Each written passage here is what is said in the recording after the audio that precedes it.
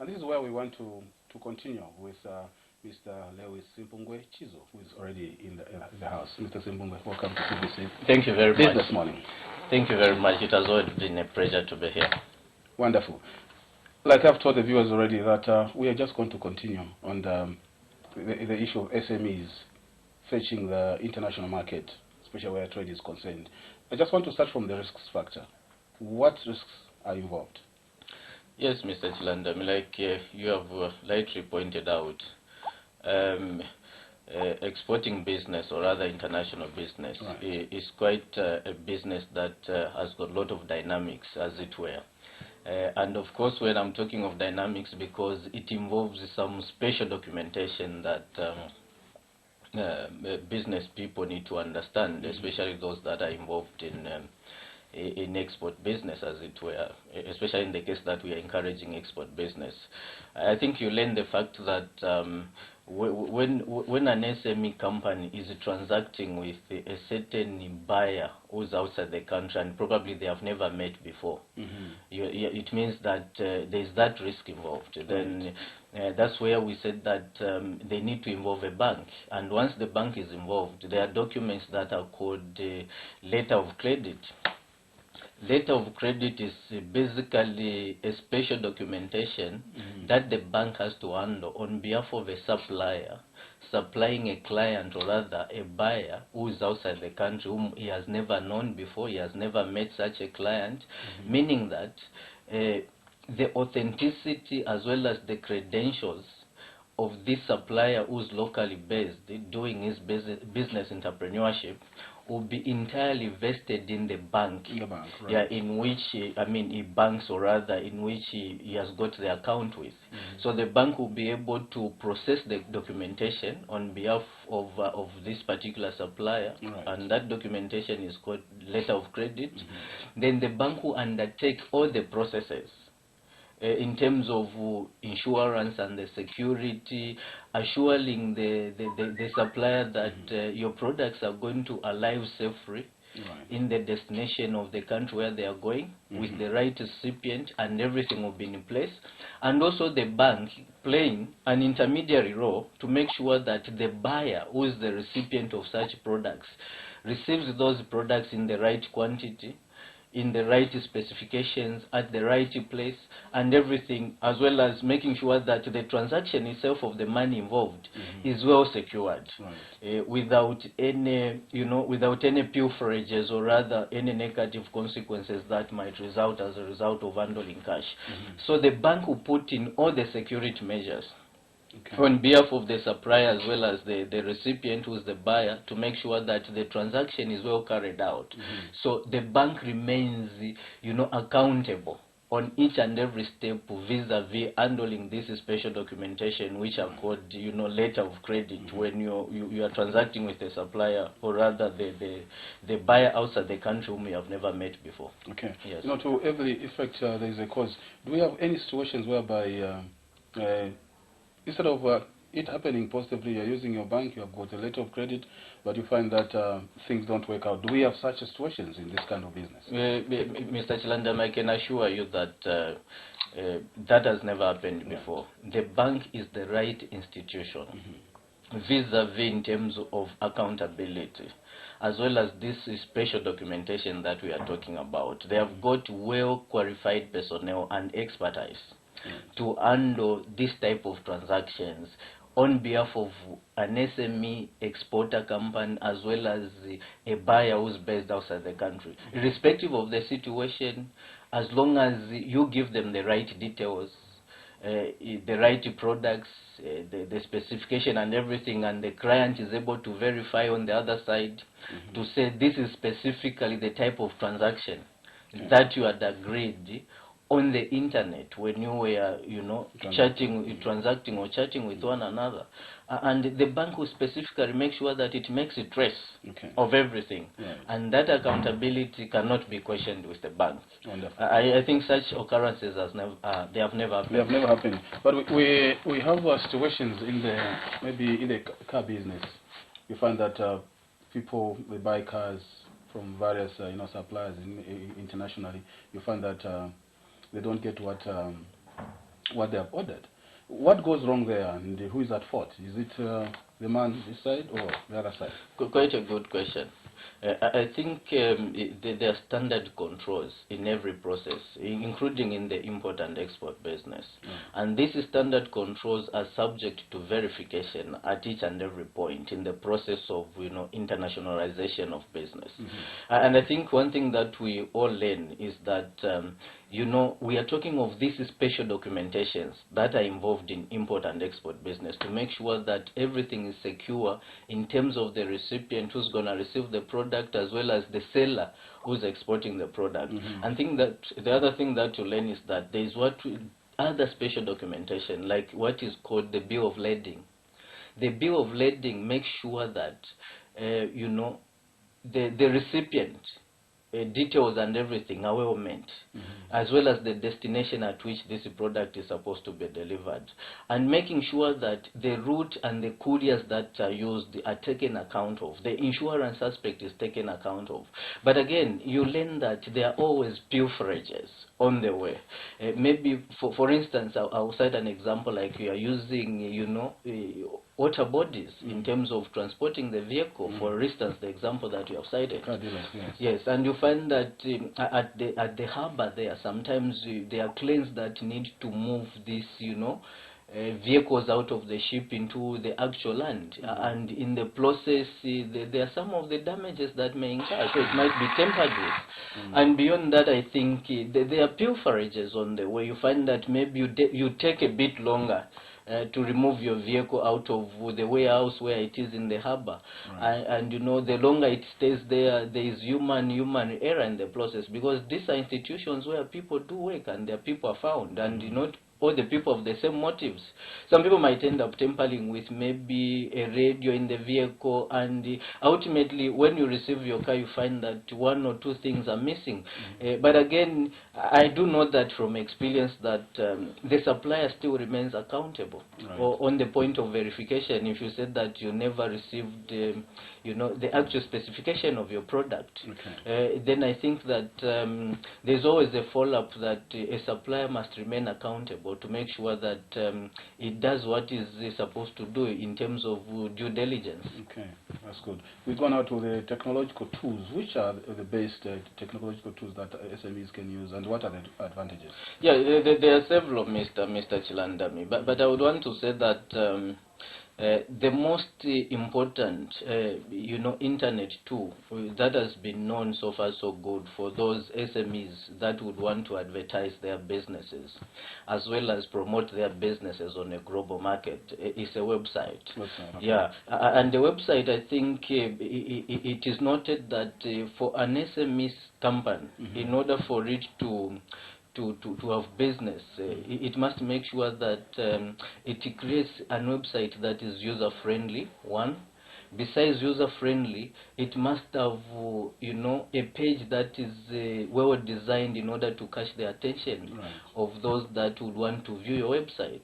And beyond that, Mr. Chilandami, I think it should be interesting to note here that a number of research and survey has been conducted, especially on the USA market, on about 300 daily users of an internet. And I think the discovery has been that most of these users, there are specific things that they look at when using a website. And I think we should be cognizant as SMEs that we need to take account of these factors. One of the factors is that your website should be easy to navigate.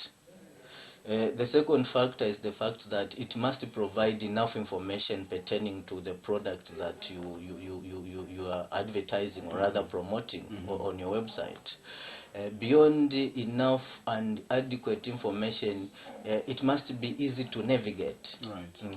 You see, customers must find the convenient of downloading whatever they want within the convenient time. And research has gone further to say that if these implications that we have talked about are not well felt by the customer, the likelihood of the customer getting back to the website are very slim. Mostly they never get back to your website. So it's better that we advise going forward most of the SMEs that would want to use this tool to be very cognizant of that fact. Then having said that, Mr. Chilandam, like I've said, there are several tools.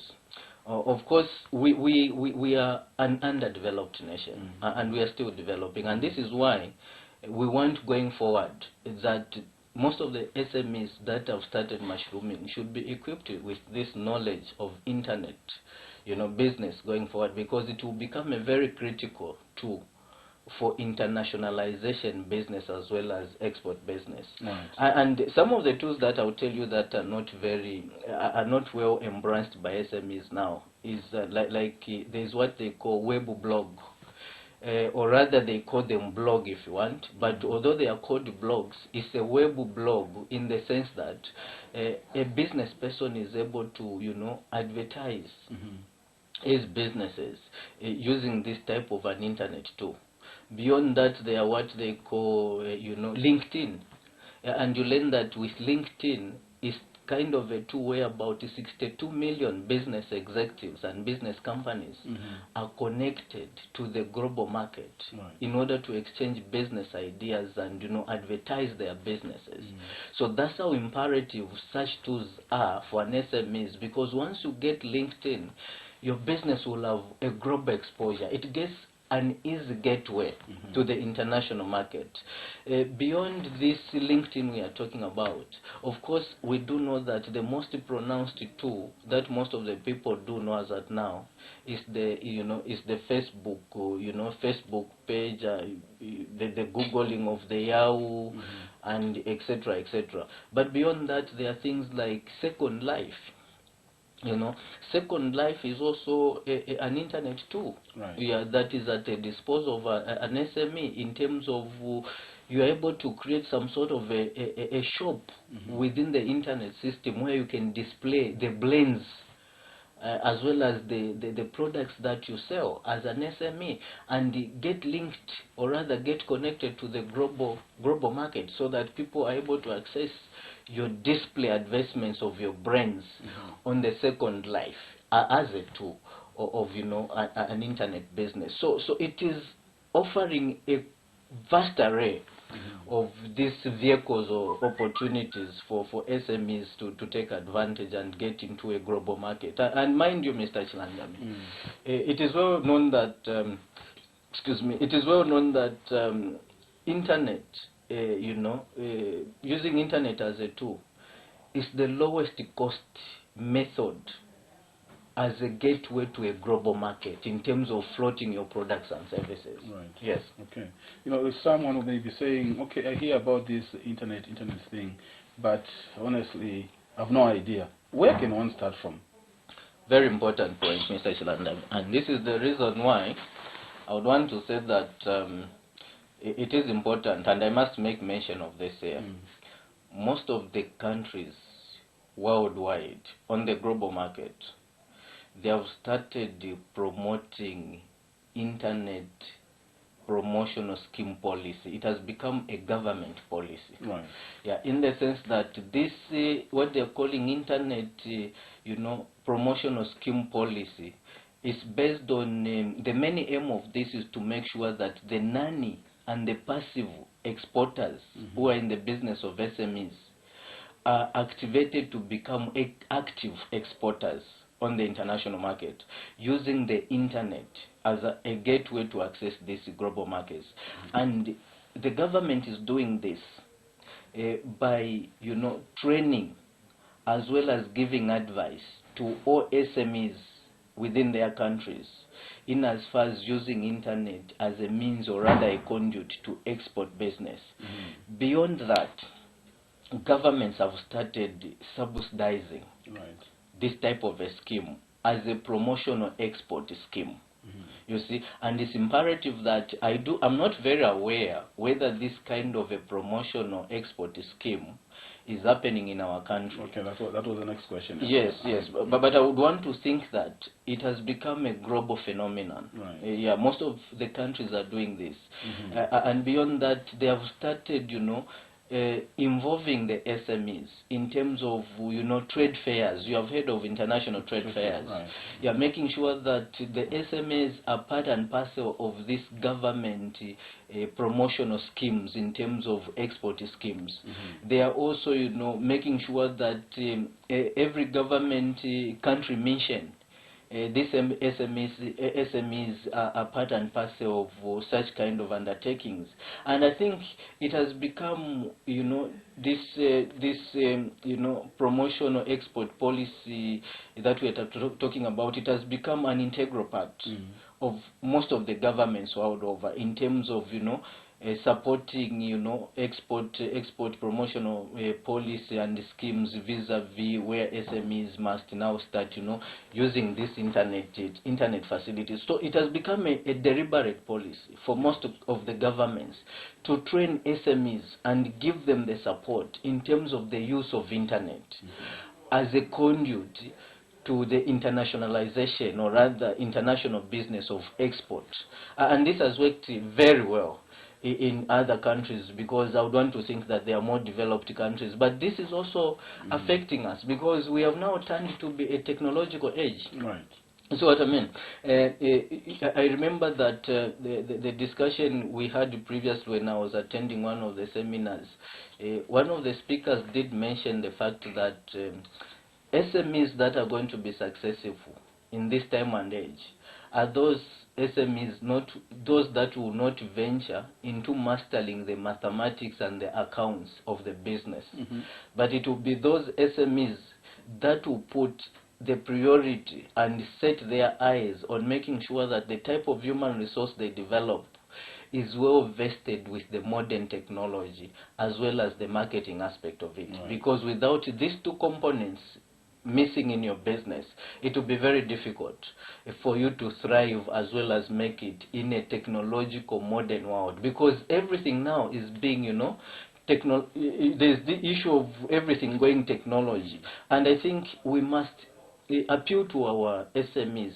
not to have the what you call technophobia. There's this term which they call technophobia. The fear of technology. People just have the tendency to say, I can't use this, and yet that is the best way to go in the future. And I think we must create this paradigm shift in terms of the way we approach our businesses and get abreast with these tools that we are talking about, and make sure that we fully optimize and fully maximize the use of these tools that we are talking about. Only then are we going to succeed in the current, technological age. Okay, they say fear is false evidence appearing real. I just want you to address these people who have got technophobia. Yeah. They need to change their mindset. What special message would you have for them? Very interestingly, I would tell you, Mr. Chilandami, over not only the practical experiences, but over many years of the theories that we have been taught in classes from the time we are doing our degrees, our diplomas, name it, whichever qualifications. I think there has always been one component that tutors or lecturers have taught us to say that change of behavior comes as a result of learning. If you don't learn, you cannot change. So the starting point is that we must, especially that we have talked about this government promotional scheme, the government must start training, give enough support if they can't be involved in certain dialect training of our people who are involved in SMEs, so that they are well equipped with the internet knowledge. There must be a certain scheme deliberately set for the people that are in entrepreneurship as well as doing their small business undertakings, to make sure that they become conversant with this type of technological tools that we are talking about. Only then, when that is done, that is when the fear is going to be eliminated, what you are calling technophobia. This technophobia, most of the time, they say that there's fear of the unknown. The fact that you don't know something, there will always be that fear before you step out. But the moment you get to familiarize yourself with it, there's that confidence boosted within yourself, knowing that you know precisely what you are doing. And Mr. Chilandami, mind you, there is no substitute whatsoever. of doing something that you know best to do. So that gives somebody confidence. And you know, the other thing is that you find that when you are knowledgeable about something that you are doing, you approach it with a lot of confidence. You know, anxieties and fear come as a result of knowing that you probably there are those, you know, doubts within yourself. Right. Yeah, but when you have this within yourself and knowing that there is no substitute, there's nobody who knows better than what I know best to do, then you get in it with a lot of confidence and you achieve. And before you know it, we should be talking of business entrepreneurs who are going to achieve immense success as a result of using this tool of internet without spending a lot of money, as it were, for them to fly in and out of the country to go and, you know, involve them in all sorts of processes. And yet everything can be done, Mr. Chilandami, like the way you are seated, very relaxed. You are just touching on the keyboard of your computer, and things happen within a shortest period of time without you spending a lot of money. And all those are some of the advantages that accrue to your business. You see what I mean? They say that you get into a business that the benefits outweigh the costs, and not the costs outweighing the benefits. You see what I mean? And those are some of the principles of business that I think people must start looking at, and you know, the advantages of taking advantage of this type of a tool that we are talking about here. Right. Yeah, you know, in winding up, I want you, there may be a viewer who has just tuned in just now. I want us to summarize where we are coming from, especially on this topic, the SMEs, you know, crossing over, or SMEs dealing with the international market, especially with people they have never seen or people that they don't know. Can you sum it up?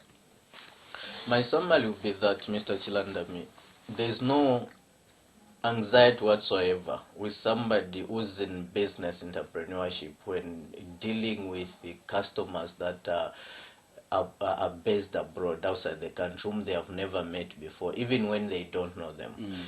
I must say that there is always special channels and special documentations that the business has got in place to make sure that security measures for your merchandise is put in place, to make sure that the institutions like the banks, they will make sure that they guide all your transaction, as well as the insurance companies, to make sure that special documentations like we have talked about, the letter of credit, we have talked about a special documentation like bill of lading, and other special documentations. All these are meant to make sure that your transaction is well secured, so that there are no pilferages whatsoever.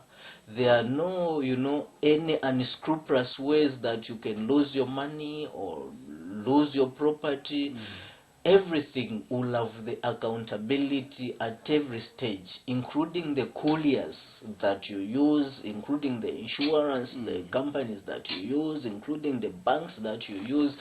All these are, you know, established institutions that have retained accountability and, you know, high integrity with better credentials to make sure that they handle this business at an international level, even though you have never met somebody, and receive your products in the way that you wanted them, in terms of specifications, in terms of meeting the required standards, in terms of the total package that you had requested for. And to sum up everything, I would put this in one sentence to say that there are always standard control measures that are put in place to make sure that each and everything is accounted for, and to make sure that you as a recipient, you receive your products at the right place, in the right shape, in the right specifications, as well as the supplier making sure that he receives the right amount in terms of the payment that was dispatched or transacted, and everything is in place. So there are no anxieties whatsoever. But we do know that there might be some negative few things here and there, where there has been things where, you know, you are swindled by unscrupulous people who have invaded the internet world.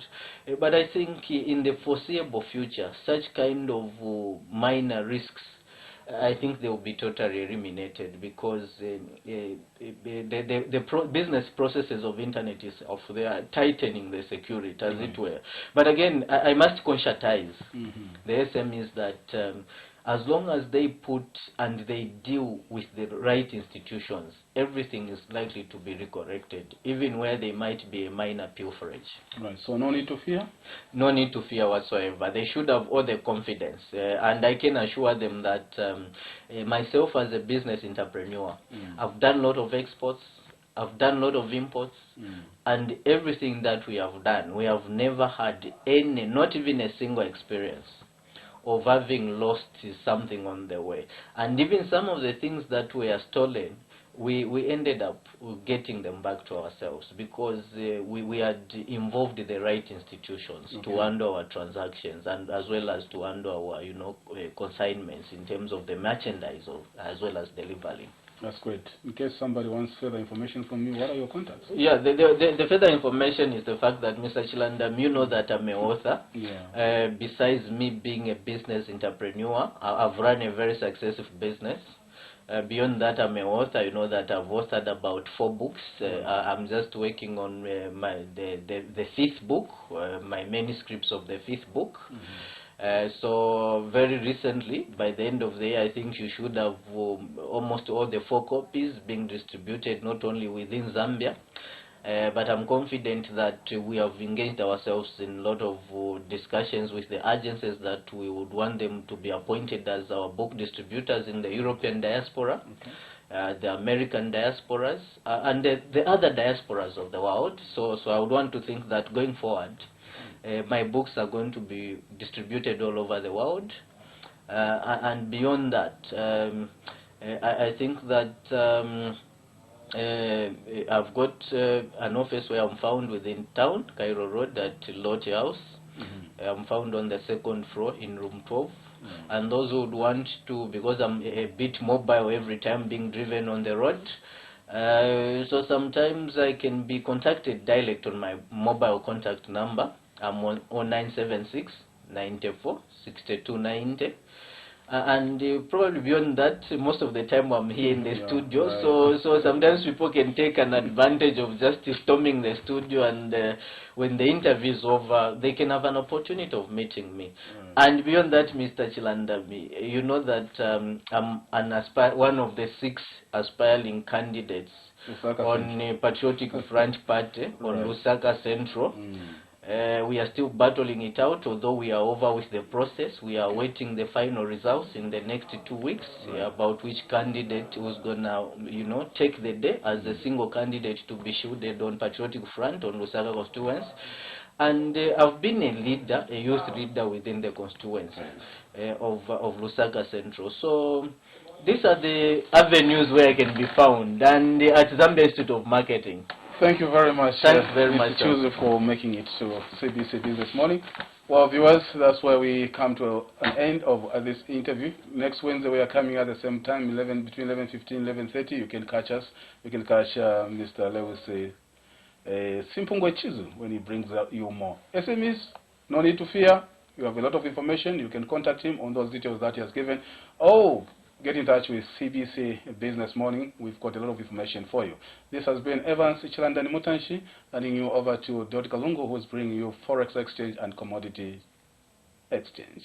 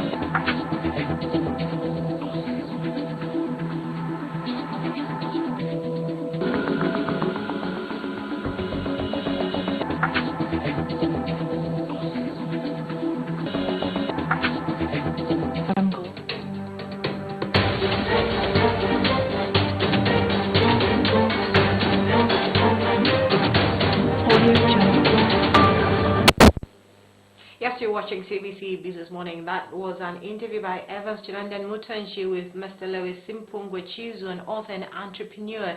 Now they're talking about how can SMEs overcome some of the risks associated with international market trade, especially when they are transacting with clients they have never met or they don't know. Now let's get to look at the Forex table provided by Zanaco. The United States dollar is buying at 9 kwacha 83 ngwe and selling at 10 kwacha 2 ngwe. The Great British Pound is buying at 14 kwacha 21 ngwe and selling at 14 kwacha 48 ngwe. The Euro is buying at 11 kwacha 20 ngwe and selling at 11 kwacha 41 ngwe. And finally, the South African Rand is buying at 64 ngwe and selling at 66 ngwe as shown on your screen. And commodities prices as compared by Bloomberg News. Copper prices on the LME traded at $4,686.00 per ton, down by 2.58% to the previous trading day's price. Crude oil Brent was traded at $43.92 per barrel, up by 0.66%. Gold COMEX was traded at $1,268.30 an ounce, up by 0.13% from the previous trading day's price. This is CBC Business Morning. On that note, we come to the end of it. On behalf of my colleague Evans Chilandan Mutanshi, I'm Dari Kalungu. Bye-bye.